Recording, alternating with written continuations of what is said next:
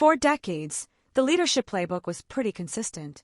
You earned your stripes, you built intuition over time, and you climbed a hierarchy that gave you the authority to decide. But that playbook is getting rewritten in real time. Because we've entered what a lot of people call the intelligence economy, where insight is generated continuously, decisions happen faster, and the line between human thinking and machine thinking gets blurry. In this world, leaders don't just manage people. They manage intelligence. They don't just set direction, they orchestrate signals. And they don't just rely on experience. They learn to collaborate with AI systems that can surface patterns, test options, and challenge assumptions at a speed no human can match. So today, we're digging into the human-AI leadership model. What it is, why it's emerging now, and what leaders need to develop over the next decade to stay effective. We've got a global panel with perspectives spanning strategy, transformation, governance, ethics, and the future of work. Let's get into it. Welcome back to the B.I channel, where data meets decisions. I'm Soren Hale. This episode isn't about the newest tool or the latest model release. It's about something more foundational, how leadership itself is being redefined by the relationship between humans and AI. Joining me today, Nakel Makima, B.I strategist and founder of the B.I channel. Dr. Lian Zhou, an Asia-Pacific AI transformation expert who's worked with organizations scaling AI into real operational decision-making. Maria Alvarez, a data governance leader working across LATAM on trust, adoption, and enterprise alignment. Jonas Richter, a European specialist in compliance and data ethics. And Aidan Vox, AI futurist and emerging tech analyst tracking where this all goes next. All right, let's start with the why. Why does leadership have to evolve at all? Why can't we just bolt AI onto the organization and keep leadership as is? Nakel, I'll start with you. Because the leader is no longer the primary source of insight. Historically, leadership depended on being the person with the most context, the most experience, the best gut feel. Now you've got AI co-pilots, forecasting engines, anomaly detection, and even autonomous systems generating quality signals constantly. So if a leader's identity is tied to, "I'm the one who knows," they'll struggle. The new requirement is, "I'm the one who can connect the right signals to the right decisions." That's a big shift, from being the source of truth to being the conductor. Maria, what's your angle on why leadership has to change? Trust. If people don't trust the data, they won't trust the AI. And if they don't trust the AI, they'll work around it. Leaders are now responsible for building trust across teams, across functions, and often across borders. In LATAM, I see this all the time. A company buys sophisticated analytics, but adoption is low because employees fear surveillance, or the data quality is inconsistent, or no one knows who is accountable. Leadership has to become trust-building and governance-aware, not just performance-driven. So leadership becomes social architecture as much as strategy. Dr. Zhou, what's driving evolution where you work? Speed and volatility. Many organizations in APAC are operating in environments where customer behavior, logistics conditions, and competitive moves change daily, sometimes hourly. AI makes it possible to react quickly, but only if leaders can make decisions in near real time. That means leaders need to be comfortable with decisions made on live intelligence, not quarterly reports. They have to accept that the decision cycle compresses dramatically and still maintain quality judgment. Jonas, if speed is one force, ethics is another. Why must leadership evolve from your lens? Because AI introduces a new category of risk, decisions that scale instantly. When a model is wrong, it can be wrong at volume. When a process is biased, it can be biased systematically. Leaders can't delegate ethical responsibility to the technical team. In Europe, regulatory pressure makes this visible, but even beyond regulation, you need ethical alignment. Leaders must ensure that what the machine optimizes is consistent with human values, not just business metrics. Aidan, bring it home for us. What's the underlying reason leadership needs to evolve? Because the job is shifting from managing people to orchestrating intelligence. The leader used to be the central processor. Now the leader is more like a system designer, coordinating humans, models, data pipelines, tools, and decision rights. And in that shift, the competitive advantage becomes Who can build the most effective human-machine decision loop? That's leadership now. So if I'm hearing you all correctly, leadership is moving from authority toward intelligence fluency. Not just being in charge, but being capable of making sense of a world where intelligence is everywhere. Let's define what that actually looks like. We're calling it the Human AI Leadership Model, and we're going to break it into 5 competencies. I want practical definitions, not buzzwords. Competency number 1, intelligence orchestration. Now, Kel, what does that mean in practice? It means the leader understands the whole decision system, not just their department. They know where the data comes from, what it represents, what the AI can and cannot infer, and where human judgment adds value. Think about a pricing decision. It's not just the model output.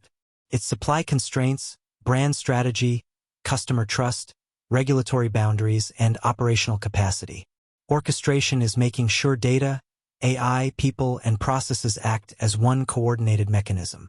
So the leader's job becomes design the loop, monitor the loop, improve the loop. Jonas, competency 2, ethical judgment. How do we talk about this without making it sound like a compliance checklist? Ethical judgment is the ability to ask better questions before harm happens. What could go wrong? Who bears the cost if the model is wrong? What groups might be impacted unevenly? Are we measuring the right outcomes, or just the easiest outcomes? And importantly, leaders must understand that ethics is not only about intention. It's about impact. A system can be built with good intentions and still create discrimination or exclusion. Ethical judgment is leadership competency because the responsibility is organizational, not technical. Competency 3, cognitive flexibility. Dr. Zhou, what does that look like for leaders who are used to stable plans and fixed roadmaps? It looks like a leader who can update their mental model quickly. New data arrives, a model performance changes, a competitor introduces a new approach, and the leader can absorb it without becoming defensive.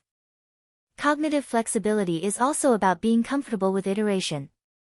Instead of pretending certainty, leaders learn to run experiments, revise assumptions, and make the best decision with what is known today while preparing for what may be known tomorrow. Competency 4, collaborative intelligence. Maria, this is the one people often underestimate. What does it mean to build teams where humans and AI operate together? It starts with roles and clarity. You need teams to understand, what is the AI responsible for, and what are humans responsible for? If a model recommends a credit decision, who reviews it, who can override it, and who is accountable if it goes wrong? Collaborative intelligence also means culture. People need psychological safety to question model outputs, and they need education to interpret them. Leaders must pair adoption with trust, and trust with governance, otherwise collaboration becomes either blind faith or complete rejection. Competency 5, simulation literacy. Aiden, I love this term because it's both futuristic and immediately useful. What are we really saying here? We're saying leaders should be able to test decisions before they commit. Simulation literacy is the ability to use scenario engines, digital twins, and forecasting models to explore consequences. Instead of arguing in a meeting based on who talks best, you can ask, what happens if we raise prices 3%? What happens if a supplier fails? What happens if demand shifts regions? A leader doesn't have to build a simulation, but they must know how to ask for it, how to interpret it, and how to recognize when it's misleading. So the 5 competencies are intelligence orchestration, ethical judgment, cognitive flexibility, collaborative intelligence, and simulation literacy. If you're listening right now and thinking, that's a lot, you're not wrong. But the point isn't to become a data scientist. It's to become a leader who can operate in a world shaped by continuous machine-generated insight. Now let's go global. Because leadership evolution doesn't look identical everywhere. It's shaped by regulation, market maturity, infrastructure, and culture. Dr. Zhou, what are you seeing across APAC? A pattern I see is leaders becoming real-time strategists. They're building operating models where decisions are informed by live dashboards, streaming data, and near-instant feedback loops. But the hard part is discipline. When you can see everything in real time, you can also overreact in real time. So APAC leaders are learning to balance speed with stability, when to act immediately and when to let the system run. Maria LATAM? Trust architects. Many organizations are still standardizing data, modernizing platforms, and trying to coordinate across complex realities. Leaders become the ones who align stakeholders, define governance, and build confidence so that AI can actually be used. In practice, that means making data ownership real, setting clear policies, and communicating transparently. People will accept AI and workflows when they feel the process is fair and the outcomes are explainable. Jonas, Europe is often described as more cautious. What's the leadership identity shift there? Ethical stewards. European leaders are increasingly expected to prove responsibility, not just promise it. It's about traceability, documentation, risk controls, and governance structures that hold up under scrutiny. And beyond regulation, there's a cultural expectation that technology should serve society.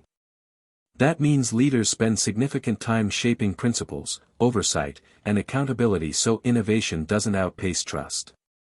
Aiden, you track North America a lot. What's the pattern you see? Innovation commanders.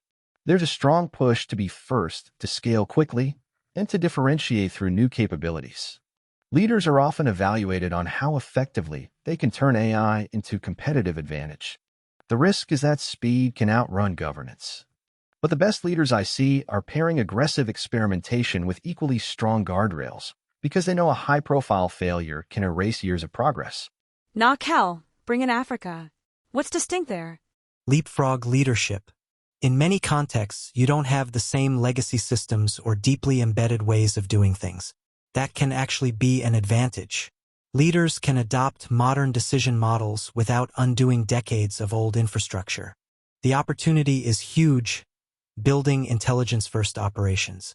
The challenge is ensuring access to quality data, developing talent, and designing solutions that fit local realities instead of copying approaches that assume different constraints. So the destination is similar, but the paths differ.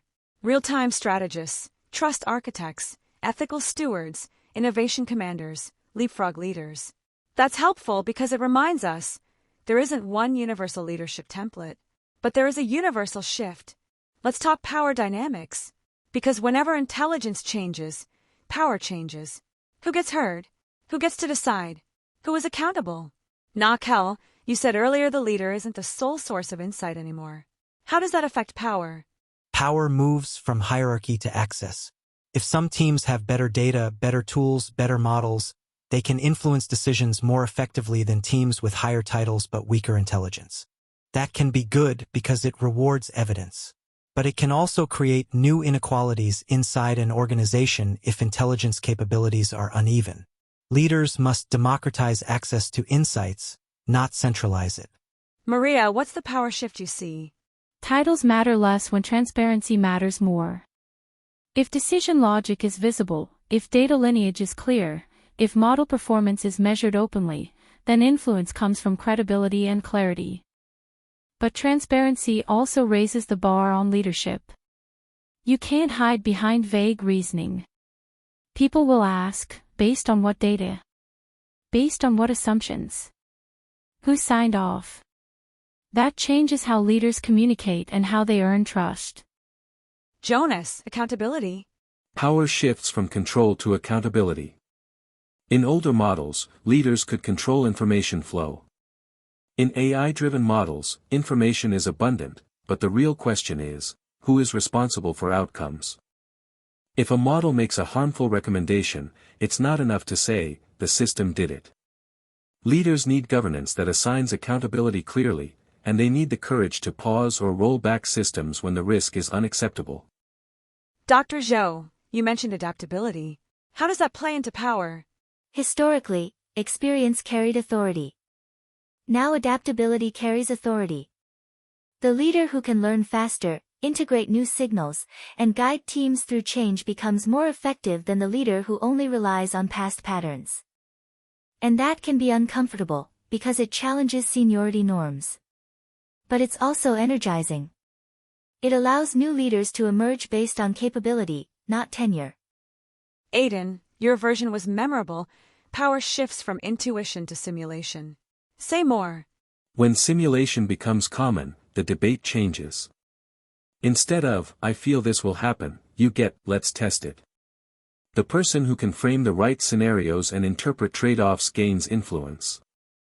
But we should be careful. Simulation can create false confidence if the model of the world is incomplete. Leadership power, in the best case, comes from blending simulation with judgment, not replacing judgment. That's the thread I keep hearing. The leader isn't replaced. The leader is reshaped. Which brings us to the psychological shift leaders have to make.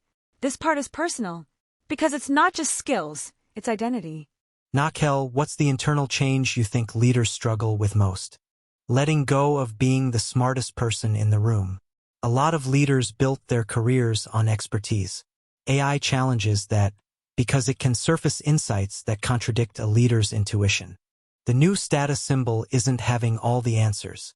It's asking the best questions and creating an environment where truth can surface quickly, even when it's inconvenient. Maria, what psychological shift would you highlight? Vulnerability. Leaders have to be comfortable saying, "I don't know yet," and then building a process to find out responsibly. In governance work, forcing certainty too early is dangerous. It leads to rushed models and broken trust. When leaders model learning, the organization follows. When leaders pretend they understand everything, teams stop asking questions, and that's when bad systems slip through. Jonas, where does AI challenge leaders internally? It challenges their assumptions. And not gently. AI can reveal patterns that imply uncomfortable truths, operational shortcuts, biased processes, unequal outcomes. Leaders must be willing to confront what the data suggests without taking it as a personal attack. At the same time, they can't defer moral responsibility to the model. A leader must be open-minded and firm, open to learning, firm on values. Dr. Zhou, you've led transformations where leaders need to trust systems but not surrender to them. How do you describe that mental balance? Trust with oversight. Leaders need to trust the system enough to use it, but maintain the discipline to validate it. They need to understand what good performance means, what drift looks like, and what human checks are required. The psychological shift is moving from control to stewardship. You're not controlling every decision, you're stewarding a decision ecosystem. Aiden, last word on the internal shift. What does co-thinking really require? Comfort with partnership. Some leaders treat AI like a tool, which is fine, but limited. Co-thinking means you let the system propose options you didn't consider, and you treat that as collaboration rather than competition. It also requires humility about the future. The models will change. The interfaces will change. The best leaders won't anchor on one system. They'll anchor on the capability to evolve alongside the systems. So we've defined the model, explored global differences, and named the identity shifts. Now let's get practical. How do organizations actually develop human AI leaders? Not in theory. What's the roadmap? Nakel, give us a starting point that doesn't require a complete reinvention of leadership training. Decision literacy. Teach leaders how decisions are made in their organization today. What data feeds them, where bottlenecks are, what assumptions are baked in, and where AI could help or hurt. If leaders can map decision flows, they can improve them. Without that, AI becomes a shiny layer on top of broken processes. Maria, what should be embedded into leadership programs from the start? Governance awareness. Not so leaders can write policies, but so they understand accountability, data ownership, privacy concepts, and what trust by design looks like. A simple test: can a leader explain where the data comes from, who can change it, who audits it, and how it's protected? If not, AI adoption will always be fragile. Jonas, from your side, what has to become a core capability? Ethical intelligence. Leaders should be trained to spot ethical risk the same way they spot financial risk. They need frameworks for evaluating fairness, explainability, and proportionality, and they need escalation paths when something feels off. And importantly, reward leaders for responsible behavior, not just rapid deployment. Culture follows incentives. Dr. Zhou, how do you accelerate this learning curve? Expose leaders to real-time data environments. Put them in simulations of live operations, fluctuating demand, supply disruptions, customer churn signals. Let them practice making decisions with streaming intelligence. It's like training pilots. You don't wait for a crisis to learn how the instruments work. You train under realistic conditions so the leader builds instinct for human AI decision cycles. Aiden, what's your most tactical recommendation? Give leaders AI co-pilots early. Adoption isn't a memo, it's experience. If leaders personally use co-pilots for drafting, analysis, scenario exploration, and meeting synthesis, they'll understand strengths and limits. But do it with guardrails. Teach them what not to share, how to verify outputs, and how to avoid overtrusting. The goal is familiarity plus judgment. I want to underline something for listeners. None of this requires leaders to become engineers. It requires leaders to become fluent enough to steer, govern, and collaborate in an intelligence-rich environment. It's leadership expanded, not leadership replaced. Before we close, I want to ask each of you for one sentence. If a leader is listening right now and they remember only one thing, what should it be? Not Cal. Stop trying to be the answer and become the architect of better decisions. Maria. If you don't build trust in data and AI, you don't build adoption, and nothing scales. Dr. Zhou. In the intelligence economy, the leader who learns fastest leads longest. Jonas. Responsible AI is not a technical add-on, it's leadership accountability. Aiden. Don't compete with a machine. Design the partnership. That's the human AI leadership model in a nutshell. Orchestrate intelligence, lead with ethics, stay cognitively flexible, build human AI collaboration, and use simulation to make better calls before the stakes hit the real world. This isn't a trend. It's the next evolution of leadership. The leaders who embrace it will shape the future. And the leaders who resist it will still live in that future, but they won't be the ones shaping it. Thanks to our global panel, Nakul Nakima, Dr. Lian Zhou, Maria Alvarez, Jonas Richter, and Aiden Vox. And thank you for listening. Join us next time on the B.I channel, where data meets decisions.